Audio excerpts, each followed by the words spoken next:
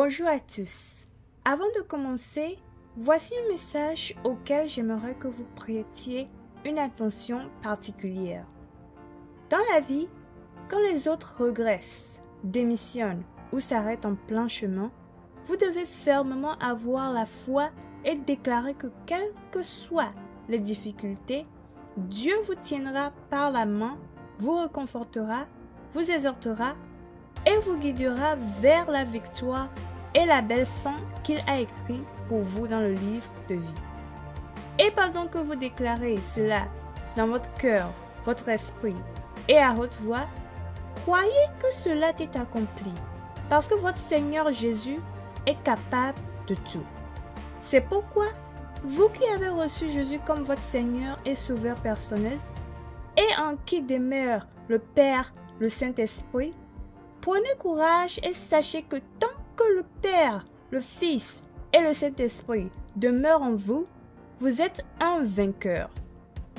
Et vous, qui hésitez encore à donner votre vie à Jésus-Christ, n'endurcissez pas votre cœur. Venez à Jésus tel que vous êtes et permettez-lui de guérir, restaurer et de changer votre vie afin que vous puissiez aussi devenir un vainqueur. Comme nous le voyons, la Bible nous informe que tant que nous vivons sur cette terre, nous serons toujours persécutés. Cependant, parce que notre modèle, Jésus-Christ, bien que persécuté à mort, a triomphé de tout, nous ne devions pas être troublés, car lui qui est en nous est plus grand que celui qui est dans le monde. Nous avons vu précédemment que ceux qui vous persécutent peuvent être des personnes que vous n'avez jamais offensées ou même des personnes que vous avez déjà aidées. Et l'exemple dont nous avons tiré des leçons était celui de Saul et de David. Sur la base de ce que nous avons appris sur les complots formés par les personnes dont nous les attendons le moins, nous découvrirons aujourd'hui le profil que vous devez maintenir à tout moment, même dans les pires cas. Alors, sans plus attendre, commençons. Après sa tentative infructueuse de faire tuer David par les mains d'un Philistin, Saul le persécuta continuellement jusqu'à ce qu'il s'enfuit et devienne errant dans toutes les villes d'Israël. Mais, même en tant que fugitif, la Bible nous dit que David, après avoir consulté l'Éternel à 2 reprises, est venu au secours d'une ville d'Israël nommée Kéla, qui était attaquée et pillée par les Philistins. Cependant, après avoir attendu la bonne action de David, Saul devait encore plus motivé pour le tuer. Informé que Saul et ses hommes se sont mobilisés pour venir le tuer, David pria l'Éternel encore une fois et il lui fit révéler que Saul était en route et que les habitants de la ville le livreraient à Saul. La Bible dit que suite à cela, David et ses hommes se levèrent pour quitter la ville.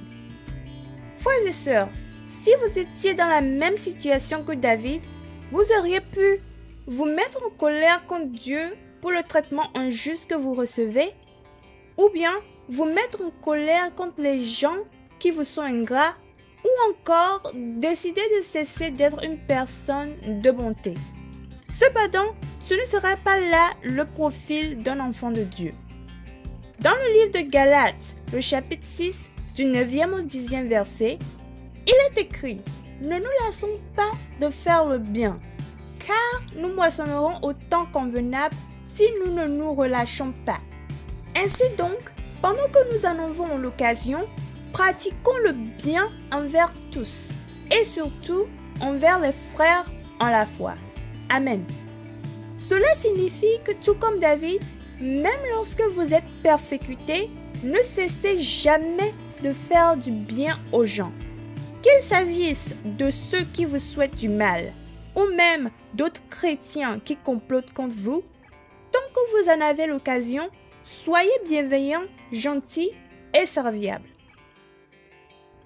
Bien-aimés en Christ, donnez la priorité au bien plutôt qu'à votre peur, votre tristesse et votre oppression peut être vraiment difficile.